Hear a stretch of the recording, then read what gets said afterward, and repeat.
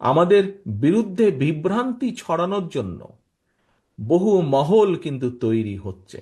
আপনারা পোড় খাওয়া রাজনীতিবিদ, আপনাদের বুঝতে বিন্দুমাত্র অসুবিধা হওয়ার কোনো কারণ নেই। বিএনপির বিরুদ্ধে বিভিন্ন মহল বিভিন্নভাবে কিন্তু তৈরি হচ্ছে, প্রোপাগান্ডা ছড়াচ্ছে, এরই মধ্যে আমরা সেগুলো দেখতে পাচ্ছি। প্রোপাগান্ডা ছড়াচ্ছে, শত্রুপক্ষ বলেন বা প্রতিপক্ষ বলেন, সেগুলি তারা করবেই, দেশের ভিতরে বাইরে সেটি তারা করবে, আমরা সেটিকে ফেস করব। কিন্তু সবচেয়ে ইম্পর্টেন্ট বিষয় হচ্ছে ওই যে যেই মানুষগুলো, কিছু কিছু মানুষ জিজ্ঞেস করছেন যে সত্যিই তোমরা করবা তো? এটি একটি আস্থার বিষয়। এখানে একজন প্রশ্নকর্তা ব্যাংকিং বিষয় নিয়ে বলেছেন। আমি তখন বলেছি যে ব্যাংক এমন একটা বিষয়, আস্থাটা ধীরে ধীরে গড়ে তুলতে, অর্থনৈতিক বিষয় ঠিক ভোটের বিষয়টা এরকম, আস্থাটা ধীরে ধীরে গড়ে তুলতে হয়। সহকর্মীবৃন্দ, এই আস্থা ধরে রাখার দায়িত্ব কিন্তু জনগণের না। এই আস্থা, আমাদের প্রতি জনগণের আস্থা ধরে রাখার দায়িত্ব কিন্তু আমার, আপনার, আমাদের উপস্থিত সকলের, যারা উপস্থিত নেই, যার গায়ে একবার সিল লেগেছে বিএনপি, সেরকম প্রতিটি নেতাকর্মীর দায়িত্ব হচ্ছে এই আস্থাকে ধরে রাখা। জনগণের আস্থা নষ্ট হয় এরকম কোনো ব্যবস্থা যেমন এরকম কোনো কাজ যেমন করা যাবে না। একই সাথে আমাদেরকে ঐক্যবদ্ধ থাকতে হবে। যেই দলগুলো, রাজনৈতিক দলগুলো গণতান্ত্রিক আন্দোলনে আমরা একসাথে সংগ্রাম করেছি, অত্যাচার নির্যাতন সহ্য করেছি, জেল জরিমানা সহ্য করেছি, সেই সকল রাজনৈতিক দলকে আমাদেরকে ঐক্যবদ্ধ থাকতে হবে। কারণ আমাদের এই 31 দফা শুধু বিএনপির 31 দফা না, আমাদের এই 31 দফা সকল রাজনৈতিক গণতান্ত্রিক রাজনৈতিক দলের 31 দফা। কাজেই আমাদের সকলকে ঐক্যবদ্ধ থাকতে হবে।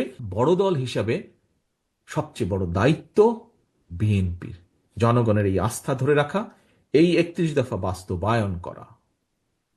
প্রিয় সহকর্মীবৃন্দ, আমি ব্যক্তিগতভাবে একটি একটি একটি একটি প্রতিজ্ঞা বা নীতিতে বিশ্বাস করি।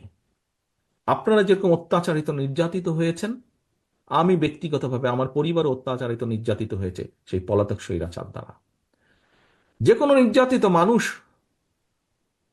তার নির্যাতনকারীর বিরুদ্ধে প্রতিশোধ নিতে চায়।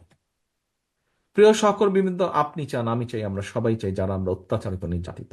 তবে আমি ব্যক্তিগতভাবে, এবং আমি মনে করি আজকে এখানে উপস্থিত আমার প্রতিটি নেতাকর্মী, এই দলের প্রতিটি নেতাকর্মী আমার সাথে একমত হবেন, কেউ দ্বিমত হবেন না। কি সেটি?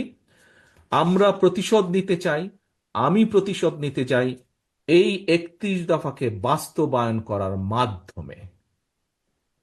কারণ শহীদ রাষ্ট্রপতি জিয়াউর রহমান, দেশনেত্রী বেগম খালেদা জিয়া, তারা এই দেশের মানুষের রাজনৈতিক অধিকার প্রতিষ্ঠিত করতে চেয়েছিলেন, গণতান্ত্রিক অধিকার প্রতিষ্ঠিত করতে চেয়েছিলেন, এই দেশের শিশুদেরকে শিক্ষিত করতে চেয়েছিলেন, বেকারদের কর্মসংস্থান করতে চেয়েছিলেন, খাদ্য উৎপাদন দ্বিগুণ করতে চেয়েছিলেন, দেশে শিল্পায়ন করতে চেয়েছিলেন, মানুষের অর্থনৈতিক স্বাধীনতা প্রতিষ্ঠিত করতে চেয়েছিলেন।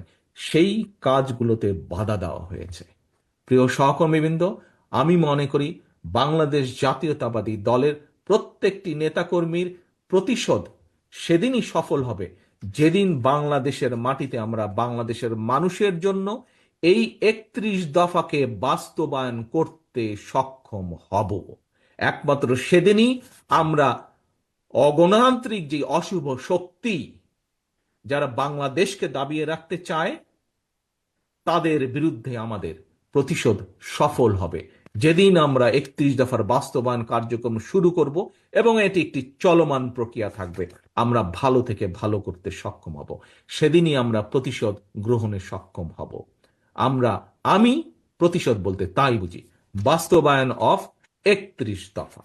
প্রিয় সহকর্মীবৃন্দ, আসুন আজকের এই কর্মশালায় আমরা প্রত্যেকটি মানুষ প্রতিজ্ঞা করি, শপথ করি, যে কোনো মূল্যে বাংলাদেশের মানুষের আস্থা আমাদেরকে ধরে রাখতে হবে। আস্থা ধরে রাখার দায়িত্ব আমাদের। বিএনপি সবচাইতে বড় রাজনৈতিক দল, তার যে যুগপৎ আন্দোলনের যেই দলগুলো, তার মধ্যে সবচেয়ে বড় রাজনৈতিক দল।